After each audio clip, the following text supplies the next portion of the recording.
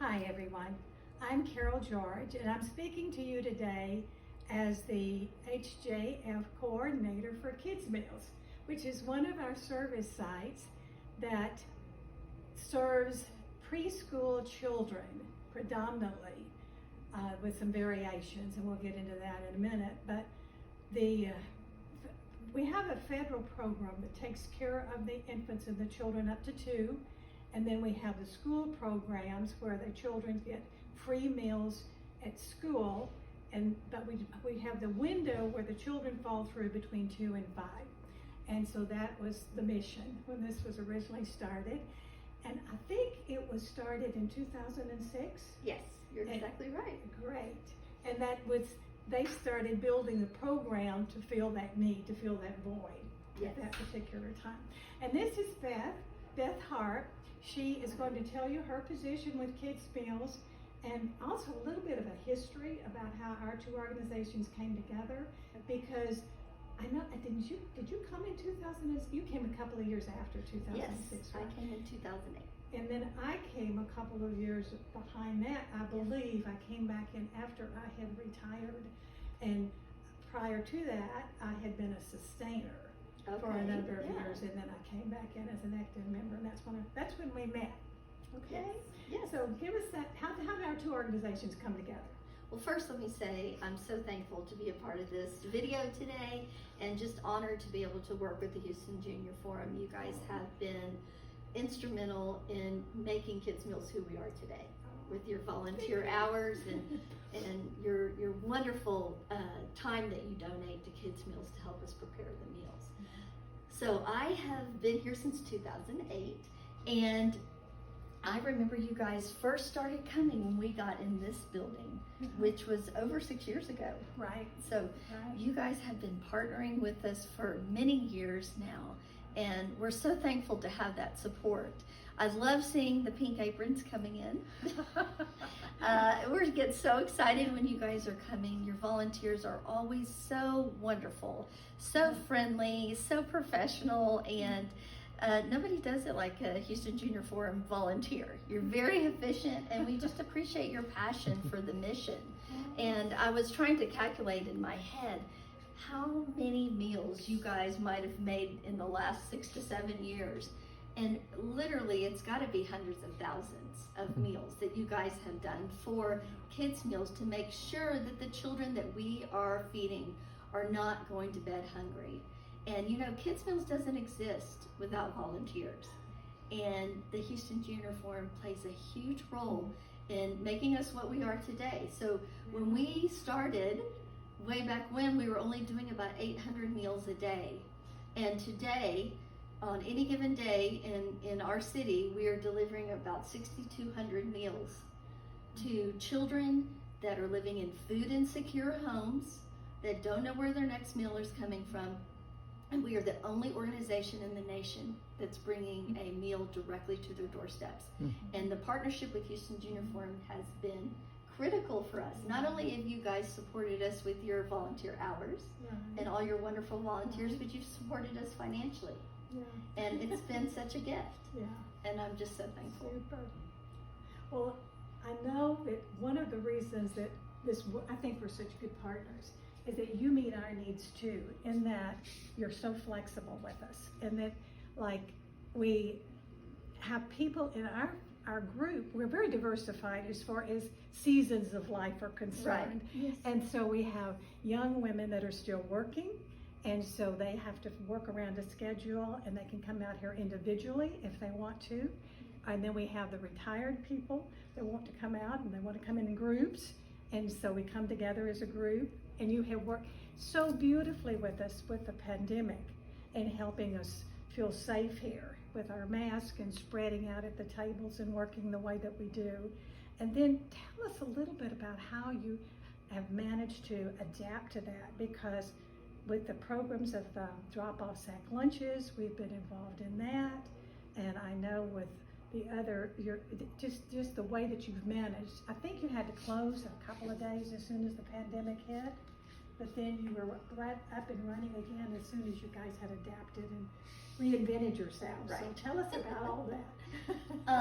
Well, like so many, we had to learn our way through the pandemic. Overnight, we went from serving about 3,500 children in need to, over a 2-week period, it soared as high as 7,400 kids. And it was a ride, to say the least. And so this was because the schools had closed. Right. And so the older brothers and sisters had to be fed as well. So that's why I said predominantly it's this preschool, but you're so flexible in working where that's needed. What Kids Meals has learned is that we can't pull up in a van and we've got a 2-year-old standing there hungry and an 8 and 9-year-old standing there hungry and not feed those children. We are all about making sure that these kids have the daily nutrition that they need.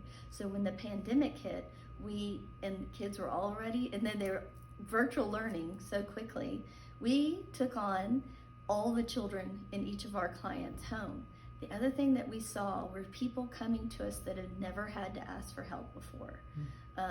Over that, it started like mid-March, and over the next month, so many people coming to us, like mom had a restaurant job and dad worked at the car wash, and all of a sudden these facilities were closed. These are people that were hardworking people that all of a sudden, how am I going to feed my children?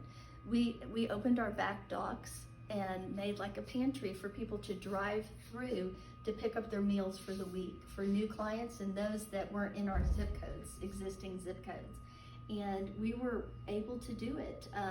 It was a big pivot for Kids Meals, and then we also partnered with organizations like Houston Junior Forum that you guys helped us, that we developed our DIY lunch pack program. We already had it just a little bit, but we really developed it and refined it to where anybody could volunteer from home. They can make meals from home with a protein, a fruit type snack, and then another healthy snack and a juice, water, or milk, and decorate those bags for the kiddos and deliver them to us here. In partnership with so many organizations and individuals to do that, we received over 300,000 of those DIY packs during the pandemic, which was remarkable. We couldn't have done it without it because we didn't have the refrigerator space to make enough sandwiches. Right. And all of a sudden we had to social distance everybody. We wanted this to be a safe, wonderful environment for anybody that wanted to come. So we social distanced everybody, and our capacity to make as many sandwiches kind of went. we had many of our members that were uncomfortable trying to come face to face with someone were able to make those sandwiches in their homes with their grandchildren and their children and their neighbors or whoever, that they could put this together. And so that really was another flexible thing that helped us with our program and the number of volunteer hours that they were trying to get in. So that helped so much. And then at Christmas time, you had the gift card. You had other things, but when you couldn't do the Christmas party, well, we had the gift card, and we were able to get together all those gift cards that we were able to bring out too. So the other thing was the grant money that you had mentioned that we have been able to help with financially. Yes. So that's another thing that we are so grateful to our members for their donations, so that we can do that and help with that program. And that is such a blessing. So at Kids Meals, we've got this down to such a science, and because of the volunteers, we can deliver a meal, drive to a child's home and deliver a meal for less than $2 a day. It's about $1.73 right now, which includes food, gas, staff, vans, this building, this beautiful building that you're seeing, and all of our food storage. It's an all-in organizational cost of less than $2.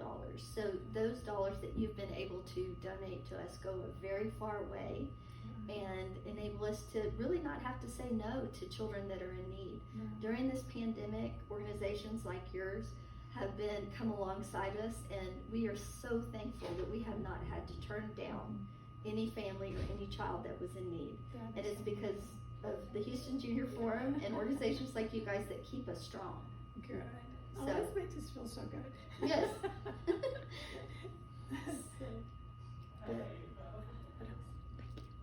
Okay, well, Well, I think, and I know that your impact will help them thrive because, you know, we all talk about critical brain development. And we know from science that our human brains are going to be 90% developed before the age of 4. Right. So the nutrition that you guys are helping us provide for these children is critical because if our brains are developing correctly at the early ages, the ability to thrive later is much less. And it puts children at a risk for a host of diseases. Sure. And so your impact is huge. Well, thank you so much. So we're looking forward to continuing our partnership